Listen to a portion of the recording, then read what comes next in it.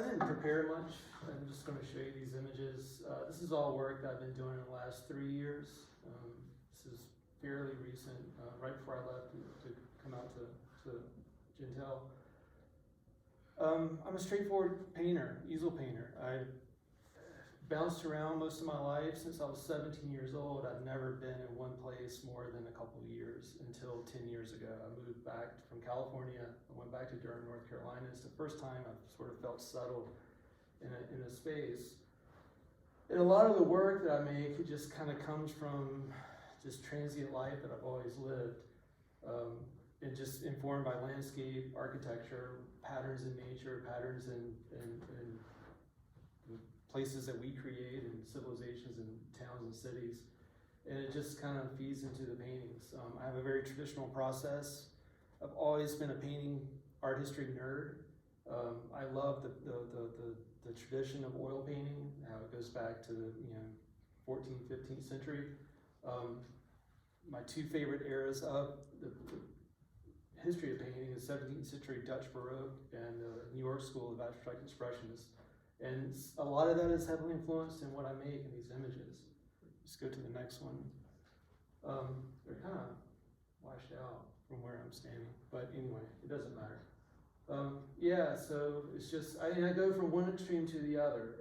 Right now, in the last couple of years, it's either a 6 or a 5 foot square to 11, 8, 7-inch square rectangle. So it's either one or the other. The sofa-sized paintings, I haven't locked into that yet. That's what sells, that's what pays the rent.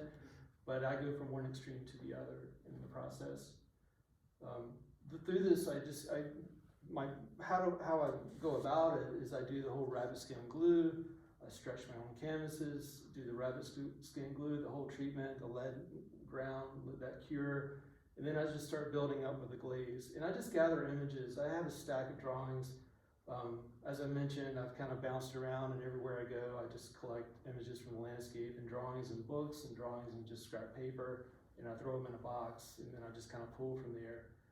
My current life, I get to travel quite a bit with my day job, so I'm still gathering images and going to museums and galleries and looking at art, and all that just sort of feeds into the work that I make. Next image. And I don't live in a vacuum. A lot of this has political and social connotations, but I don't really feel the need to talk about it. I think when I go to my studio, I don't shut the door. It's my space, and I work out my issues. A lot of the repetitive stripes and patterns is sort of a meditative process for me. Yeah. So next image. What size are these? Well, this one is 60-inch square. I've got a couple installation shots. If you go back, this one's about, I think it's 9 by 12, so it's fairly small. And then the opposite to that is the next, well, I'm sorry, go forward. So you're talking, I think that's a 5 foot square, 60 by 60-inch canvas. I had somebody wanted to buy this, and then I made the mistake. I told a friend, and then that word got out that this was a Donald Trump painting. Yeah, and they didn't want it. So, but yeah, it's like I said, I'm in my space, and that's what I love about my studio. And I think Cynthia mentioned it. This Jentel studio is like the dream studio, and if I had known, I would have been prepared to make 4 or 5 large starts to paintings when I, rather. But I'm painting fairly small here. So what are the titles for some of these pieces? This is called Infidel. And the titles, I don't want to talk about it much, but it's my own tongue-in-cheek humor. But like I said, I'm not in a vacuum. I am painting and thinking about social issues and political issues and environmental concerns and all that, but it's just not what I just want to advertise or whatever. So next slide. Here's an installation shot, a series of 3. This is a show I had last year as a college in North Carolina, and it was a beautiful space. I was able to show these. In my studio space at home, I've got it set up where I can work on 3 of these at a time, and then it goes upstairs to dead art storage, and then I'll pull out some others and work on them, and then I'll take those back and so I don't get a chance to look at these at one time, maybe 3, and then I'll put it away and let it dry, and then come back to the next layer, the next more layer of paint, and then sometimes I'll scrape it away and start from scratch. Let's go to the next one. Yep. And this, like I said, it's just this meditative process, and it's how I fill my day, my time, is just to go and just clear my head and just paint these rhythms and patterns. So this is titled Her. Next slide. It's installation view. Next slide. It's this soapbox in the bug house. That's the title of this one. For people who know me well, and if I'm comfortable around you, I tend to get on my soapbox about a lot of things. And that's sort of where this came from. Yeah. So, questions?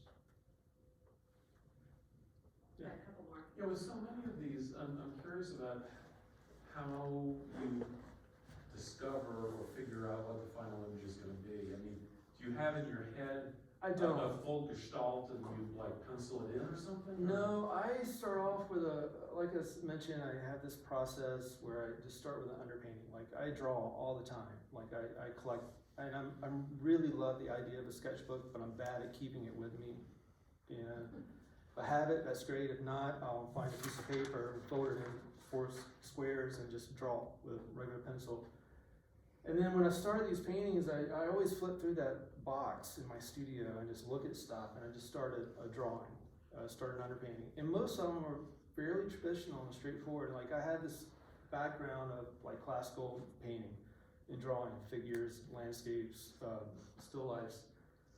And then that sort of evolved as I got away from school and just started looking at other avenues and other artists. And yeah, and so the final image, it just depends, like what I eat that morning for breakfast.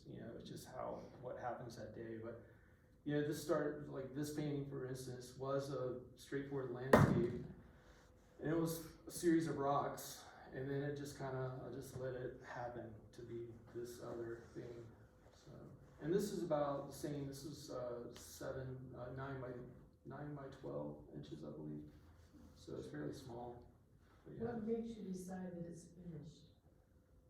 I just look at it one day, it's a gut feeling, it's just, it just gets to a point where I'm done with it, or I'll put it away, and if it doesn't sit with me, I'll pull it back out. Like I've had paintings in shows where I'll just get it, as soon as it comes off the wall, it's back in my studio, and I just repaint it. Like I can't, if it doesn't settle, well, if I don't feel settled with it, then I'm not gonna be comfortable with it, and I'm gonna, I'll just redo it. And this is a painting that happened pretty quick. This is 16 by 16 square, so it's fairly small compared to and I like to work I like the square format. A teacher told me years ago that squares were, impossible, and I just screwed that. Squares. And we butted heads all the time, so yeah. So I've been obsessed with painting on the square format for a long time. So, is that the last slide? That's the last one. Yeah, so, yeah.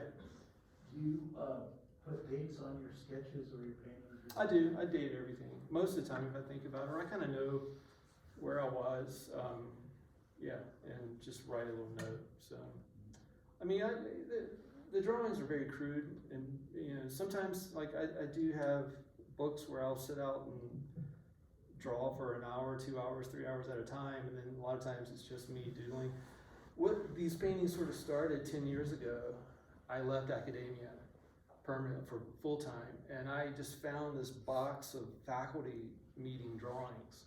And I remember every single one of them. I remember the people, I remember the place. From my short stint in Laramie, Wyoming, where I taught at the University of Wyoming for 2 years as a visiting professor. And then, but yeah, I just, most of the time I can look at it and tell when and where it was. But yeah, that's where all this work sort of started about 10 years ago.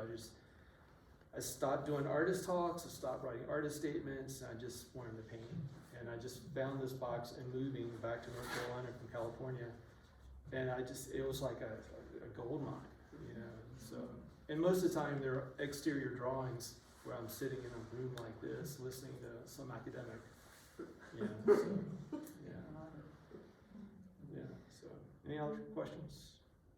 So what are 3 soapbox topics? Oh, I get on my tangents. Yeah, I mean, most of the time it's skateboard culture and how it is now, how it's evolved. I grew up, that's sort of started my traveling bug. When I was 16, I left home and went to a skateboarding contest in Washington, D.C. I took a train. And that just sort of, and my parents were like working class folks that just, they were born and raised here, they moved here, and that was it. And we went to the beach, we went to the mountains for vacations, but I just had this interest in traveling, and I was 16, I hopped a Amtrak and went to Washington, D.C., and then we hitchhiked out to rural Virginia for this contest at Cedar Crest, and so that's what sort of sparked this traveling bug in me, and then ever since then, I was very, just like to go, and I spent a year and a half just doing that, in between high school and college. So that, to answer your question, that's where like the way state of popular culture and skateboard culture and how it's influenced music, fashion, pop culture in general. It's always started with that grassroots aesthetic, and but yeah, that's one of my soapbox issues. And I've taught classes on it, taught lectures on it. Yeah, in Redlands, California. Yeah, so yeah, that's it. Title for this one? Audubon. Yeah, part of my job, I'm a mount maker and I work at an art museum and I install outdoor sculpture. So I had to work with the Audubons for a long time. So yeah, like that was a bird originally. It was a drawing from work of looking at the actual original publication of the Audubons, and I forgot what version it is, but yeah, so it all kind of comes, it's all relevant to everything around me. So. Questions? Do you have a question? Yeah, how is shifting away from, artist statements and that sort of thing impacted you just as an artist mentally, and then also, do you feel like the reception of your work is different? I don't know. I've never been really good about talking about it, and I just got to a point where I walked away from a full-time teaching position where you just had to teach this with students, and I love working with students about materials and teaching this process and hoping they fall in love with it and have the same passion that I do for this material. But when I stopped focusing or thinking about that, I don't know if anything really changed. I still show my work, and this gallery that I deal with, they get so frustrated with me because I refuse to do an artist talk. I refuse to do the live, like I had a show during COVID, and they want to do a live thing, broadcast, and I'm not doing it. No, I just dug my heels in. It's like the paintings are on the wall, and you can run the camera around and look at them, and yeah, I know it's confusing, it's frustrating for people. Like, you probably are like, what the hell is this about? Like, really tell me, give me the nuts and bolts of it. But yeah, it's just, I don't know. I'm rambling now because I don't even know if I answered your question. No, you did, for sure. Yeah, but it hasn't prevented any opportunities to show. It's just not my focus anymore. I just love the process of painting. I love being left alone in my studio, and just like, that's why I chose this, and that's why I fell in love with it, because it's this solitary pursuit. And just like skateboarding as a kid, it's like I didn't need a coach or a team or anybody else. I could do this on my own, and that's kind of sort of how it evolved to this career that and now my job, I don't deal with people, I just deal with objects and take care of those objects. So anyway, but thank you for letting me come here. Jentel's amazing, and the studio space, my God, I wish I could just pick that up on the table.